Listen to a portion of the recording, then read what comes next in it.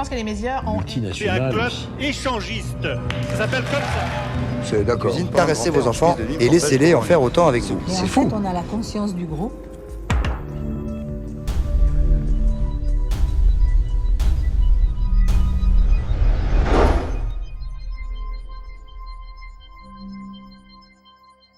Bonjour et bienvenue à cette autre capsule de vérité. Raël, vrai ou faux? Dans cette capsule, nous allons traiter des sectes. Ce qui se passe à l'intérieur de cette secte, mais c'est fou! C'est fou, dit-il. Alors, la première question qu'on se pose, c'est qu'est-ce qu'une secte? Nous, on a décidé de nous référer à la définition donnée par la Miviludes française qui étudie les sectes et les dérives sectaires. Depuis 1995, le mouvement raélien est encore considéré comme une secte dangereuse. Dans ce rapport parlementaire, la France a classé le mouvement raélien parmi les sectes dangereuses. Les critères qui sont donnés sont la déstabilisation mentale. Dans le mouvement raélien, les gens qui décident d'y adhérer sont des adultes et ils adhèrent après avoir lu les messages donnés par Raël dans le livre qui dit la vérité et les extraterrestres m'ont amené sur leur planète. Donc, il faut savoir lire, il faut avoir l'intérêt pour lire 2 livres. Devenir raélien, c'est reconnaître les Elohim comme nos créateurs et, évidemment, Raël comme leur dernier prophète. Il faut faire preuve de stabilité mentale pour adhérer au mouvement raélien et ce ne sont que des adultes. Ensuite, le caractère exorbitant des exigences financières.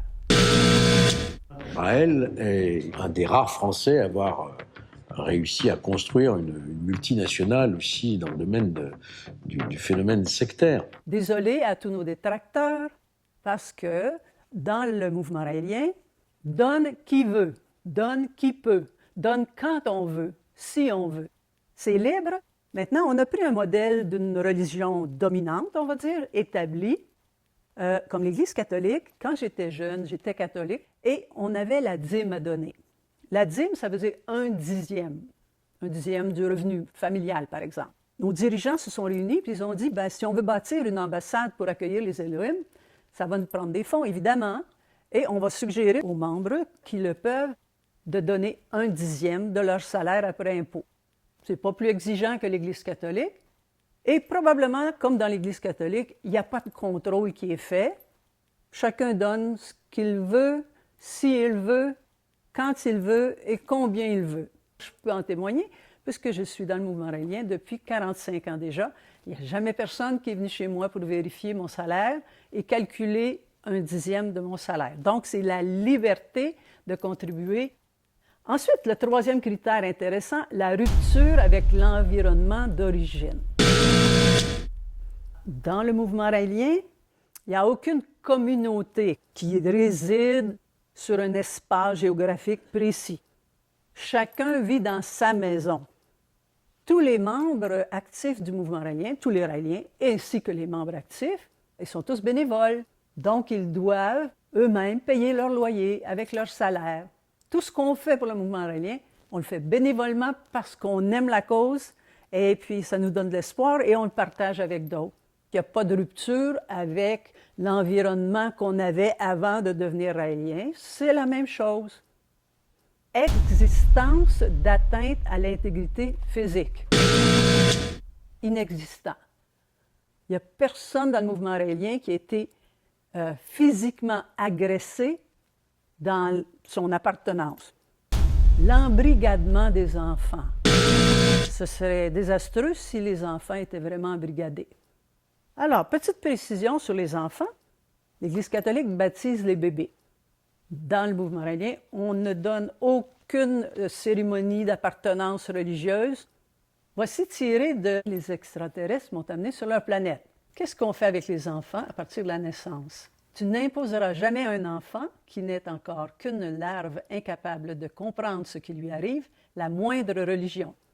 Il ne faut donc ni les baptiser, ni les circoncire, ni lui faire subir quelque acte que ce soit qu'il n'aurait pas accepté. Il faut donc attendre qu'il ait l'âge de comprendre et de choisir Et si, à ce moment-là, une religion l'attire, le laisser libre d'y adhérer. Alors, ça vient de tomber. Le discours antisocial. On ne rejette pas la société, on y est intégré et on essaie de contribuer à partager la connaissance qui nous permet de voir un avenir meilleur avec plein de solutions pour les différents problèmes que notre société rencontre régulièrement. Donc, ça aussi, ça tombe. Les troubles à l'ordre public. Les Raéliens sont avant tout pacifiques. La seule plainte qui a été portée contre les Raéliens pour troubles à l'ordre public, c'est en Suisse, parce qu'ils avaient distribué des dépliants dans la rue et que certains avaient déposé au sol les dépliants.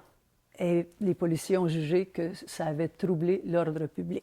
Si c'est juste ça, je pense qu'on peut oublier ce critère-là aussi. L'importance des démêlés judiciaires. Il n'y en a pas. Justement, il n'y en a pas.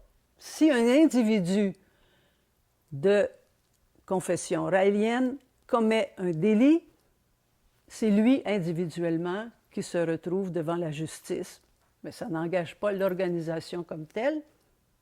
L'éventuel détournement des circuits économiques traditionnels, ça ressemble à une définition d'opération mafieuse. Ça n'existe pas parce que de toute façon, comme je le disais tout à l'heure, tous les membres du mouvement raélien gagnent leur propre salaire et s'ils veulent faire un don, c'est eux qui le font. C'est tout. Donc, on ne peut pas détourner les salaires de tous les membres du mouvement raélien. C'est impossible. Et le dernier critère qu'il donne, c'est les tentatives d'infiltration des pouvoirs publics. On n'est pas intéressé à infiltrer. Ça ne fait pas partie de nos objectifs.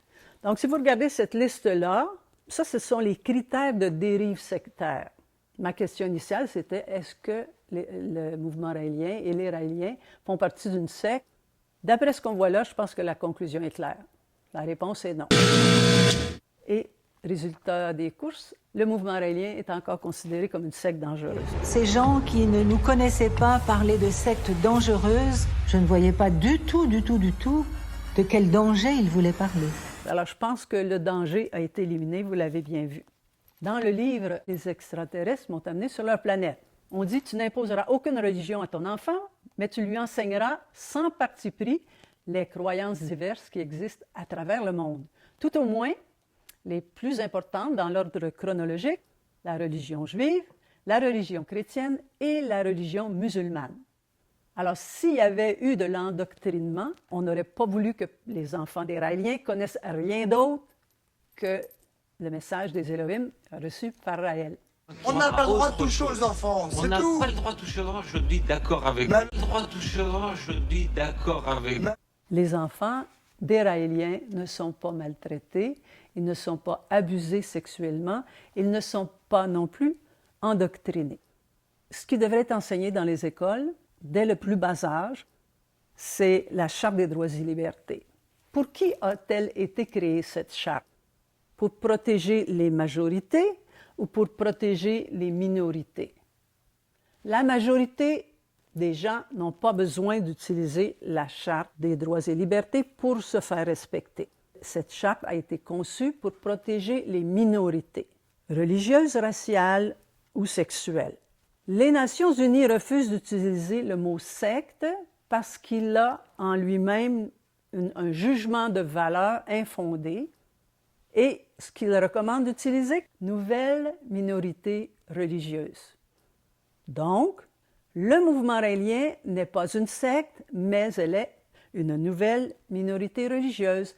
Vous êtes une secte ou une religion? Une religion. Alors, sur la question de la secte, vrai ou faux, à vous de décider.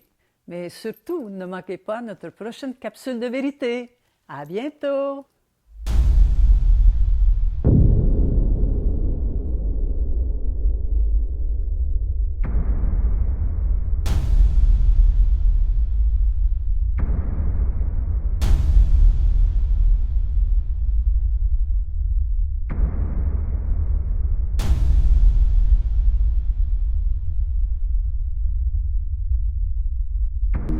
À quoi sert la vie?